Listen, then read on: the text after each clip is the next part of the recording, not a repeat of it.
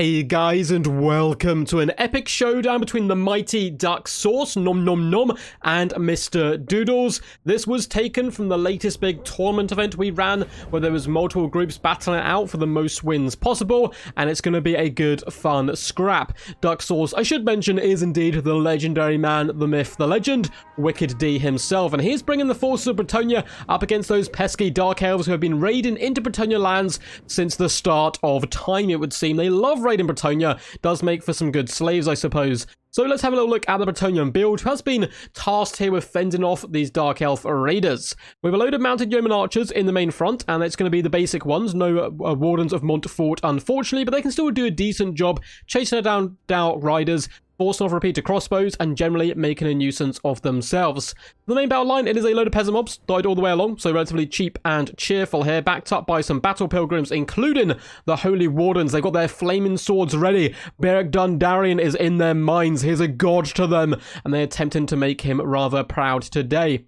We also have some peasant bowmen, which is always awesome to see. They're going to be dragging down the enemy by sheer weight of arrow fire, but it doesn't seem too expensive so far. Let's see where the money has indeed been spent, and oh yes, it is the glorious Air Corps, baby. We have double Paladin in the sky supporting double Pegasus Knights. I love seeing Pegasus Knights. The idea of them is very thematic, it's very fun, and it's very unique as well to the Bretonnian forces. It looks absolutely beautiful, and hopefully they can do some awesome hit and runs today. They also have a Prophetess of Light on a mighty Pegasus in the sky, which is pretty cool. Don't get to see her terribly often. No way does she actually get the channeling staff. That's really cool. For some reason, I didn't know she actually got to this item. She was kind of Earthblood, as well as Regrowth, Arcane Conduit, and the Assault of Stone. Assault of Stone, an item you rarely see, but can indeed be very, very powerful indeed. Down here on the flanks, of course, we have double Knights of the Realm. It's no Bretonnian build without some good old Knights on the ground. Up opposing them today, it shall be the Dark Elf forces. They have a lovely mobile core on the left-hand side here. Double Harpies in the sky. We also have double Cold One Knights supported by Dark Riders and double Dark Riders with repeater crossbows. And up in the skies, double Manticore and Morathi riding her dark and evil corrupted Pegasus. You can tell that by its mighty little majestic horn there, charging in to battle.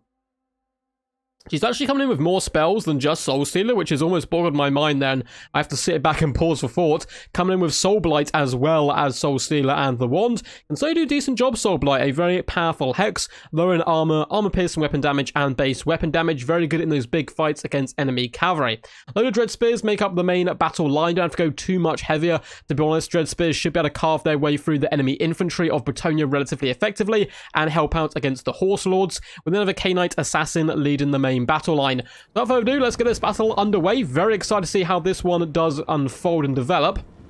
Bretonnians are taking the high ground here, just rotating their army around to gain that tiny wee advantage. It certainly does help out quite a bit. Now, in a one-on-one fight, one man against one man, a hill doesn't make that much difference, but an army on top of the hill really can be quite problematic for those trying to charge up it. The mounted yeomen are moving out to the right-hand side to engage the enemy skirmish corps. They're outnumbered, but they have bravery on their sides. They charge their horses forward, unleashing a few shots before scurrying away once more, trying to bait in the enemy cavalry and also poke down those Dark Riders as much as possible. The Pegasus Knights are watching over them like vengeful angels, ready to swoop in at any moment to save the peasantry of Bretonnia. Dark Riders do line up some pretty good shots though, and oh my god, a lot of mounted yeomen do take some huge damage there. A load of arrows sticking out of horses and men. You can hear their screams, but that at least means that they are still alive. They have all 45 models. Not so much can be said about the Dark Riders. They actually lose a couple here, and are actually losing at this skirmish fight due to some good micromanagement there of Wicked D, though it is relatively close. Bretonnians will be advancing once more, just again trying to get the dominance of this hill where possible and allow the peasant bowmen to loop those shots up and over into the enemy battle lines. The Knights of the Realm could go toe-to-toe with the Dark Riders relatively effectively. Cold One Knights, on the other hand, are a different breed entirely. Their mounts snap and fight back way better than horses normally do. Peasant Bowman starting to rain some shots down on the Cold One Knights. Not a bad target whatsoever. Get that chip damage wherever you can. And the Dark Elves are going to be engaged in such a weird, janky way now. Like, half their front line's hitting, the other half's, like, rotating around. Very odd fight, and that is due to the Bretonnians repositioning during the early stages of this battle. Peasant mobs are dying, and that is, hey, something to be expected, though. Some of them did drag down some Dark Riders, which is a good play. The other ones are going to be ending up in the bellies of some rather angry Cold Ones. Cold Ones always seem to be angry, and today is no different, actually popping their way through that front line as well. Up in the skies, we can see an Assassin's Trophy gets popped on the Paladin. Really nice use of the Assassin there, as the double Paladin is attempting to duel Morathi and the Manticores, and it is going terribly, terribly bad for them, as one is forced off, and the other is going to have to do a tactical retreat. No, gun after Morathi still, trying to drag him down.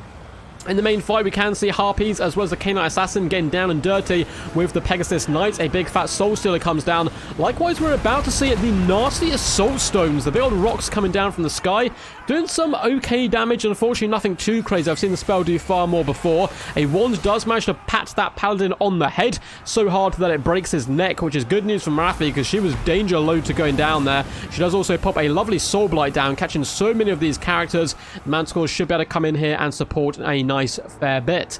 Knights of Realm are hunting down Dark Riders, kind of overwhelming them here due to some good positioning from the Bretonnians. However, in the back, the Assassin has got in their lines and he's slitting throats a dime a dozen. He's really going through them very quickly right now. The Knights of Realm are engaged with the Cold One Knights. We have Pegasus Bowman trying to support them, but it's not going too good for the Knights here. You can see many more of them dying as the clever girls do rip and tear into the horses. Up in the skies, we do gain Earthblood as the Paladins continue their assault against Morathi and the Manticores, and it looks like they are able to actually break Morathi, but she might rally here. One of the poor Paladins does break for good. Will Morathi come back instead? Her leadership is good enough, but are there too many enemies nearby? No, she rallies, and that is huge. Pegasus Knights need to finish off this Manticore and then swoop in after Morathi as quickly as possible. It looks like it has bought enough time for yet another Soul Stealer to come down. That should top up and heal Morathi. She does actually miscast there, taking some damage, but her HP will start racking up nicely there. Pegasus Knights should be enough to finish off the Manticore, so it looks like they're really trying to get at the Dark Riders for now. The Prophetess of Life might want to go toe-to-toe Morathi here and risk rolling the dice. The infantry fight's not going too bad for either side. I mean, the Bretonnians are losing, but that's expected. Holy Warden's up to 113 kills, however. They've certainly made the Dark Elves pay in blood for the winning of that frontline engagement. We do get a cheeky Earthblood go down on the Pegasus Knights, who are turning around to engage up against the horrible beast of the Manticore. A beast that should be wrought from the world, destroyed, burnt, and, sung about in stories and so forth. We don't want one of these floating around Bretonnian lands. Prophetess does have a Assassin's Trophy popped on her, which is really bad news. If Morathi just turns and engages her, she may well suffer and die. Looks like the Pegasus Knights unfortunately tear out off the battlefield. That is huge.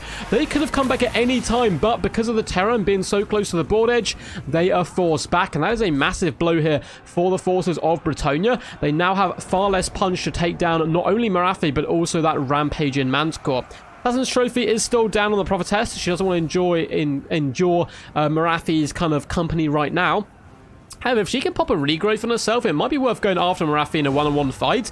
We do get a lovely Earthblood go down on the Pegasus Knights, so a couple of models are felled here by the Dark Riders, and they're trying to engage Morathi, who's desperately trying to kite them backwards. However, she does now force engagement with the support of a Soul Stealer, which you would think would be enough to drag down the Pegasus Knights and heal up any damage that she does indeed take. Now, the Mounted Yeomen are trying their best. They're launching arrow after arrow up in the skies at the Fell Witch. They can't quite drag her down, and the Prophetess is having to dive down towards the Battle Pilgrims looking for protection, and Morathi does oblige by chasing in. You can see the Prophetess is going to pull through her own ranks, though, which is some good play, but it is not quick enough, and it looks like the Manticore takes a big chunk out of her Pegasus. It panics and just bolts in the wrong direction, being terrified up into the skies here. She should come back, though, you would think.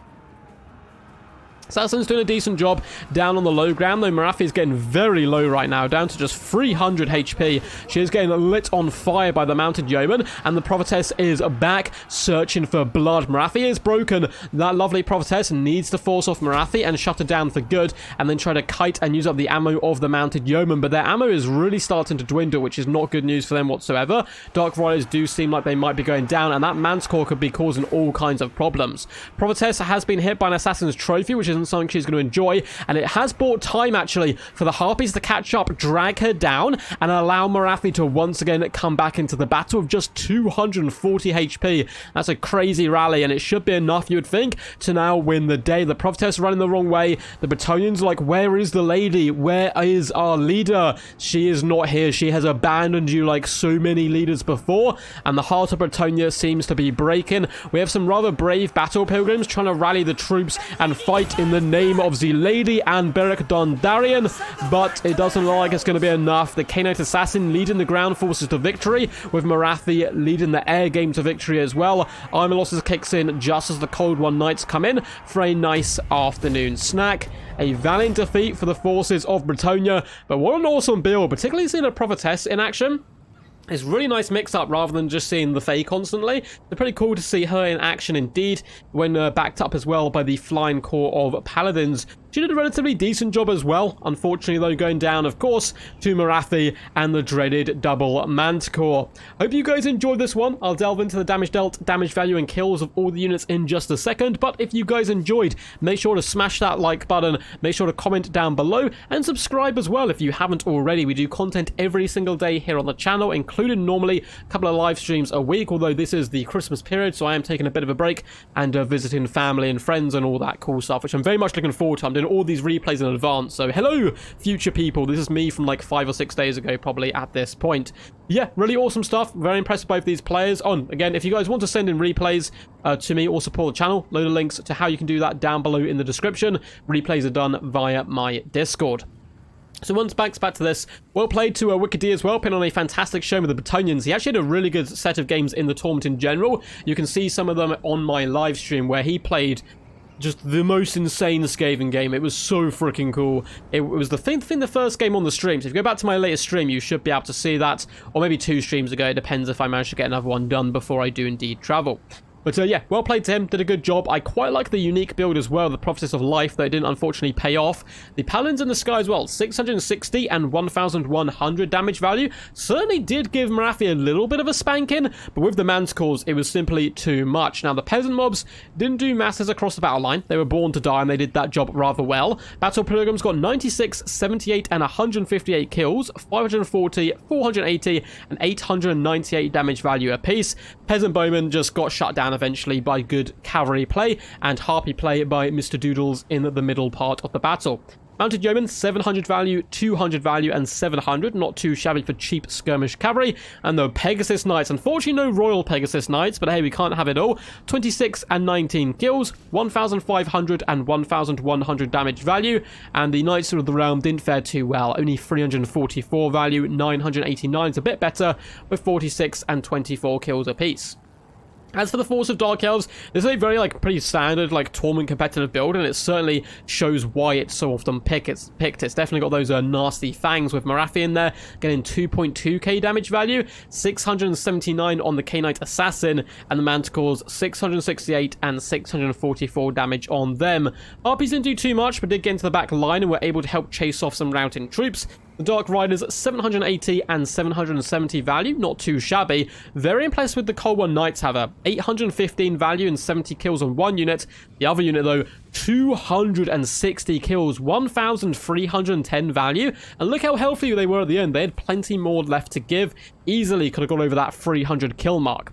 Dark Riders, 800 value is really impressive. The Dread Spears, it's impressive on paper if you look at the kills, but damage value, very low hundreds to mid hundreds damage value. Kills wise, 40, 67, 68, 65 and 85, but it's all against peasants really, so not getting too much value from them. Really awesome battle by both these guys. Hope you enjoyed it. It was a good fun one to cast as well. Until next time, peace, and as always, stay awesome.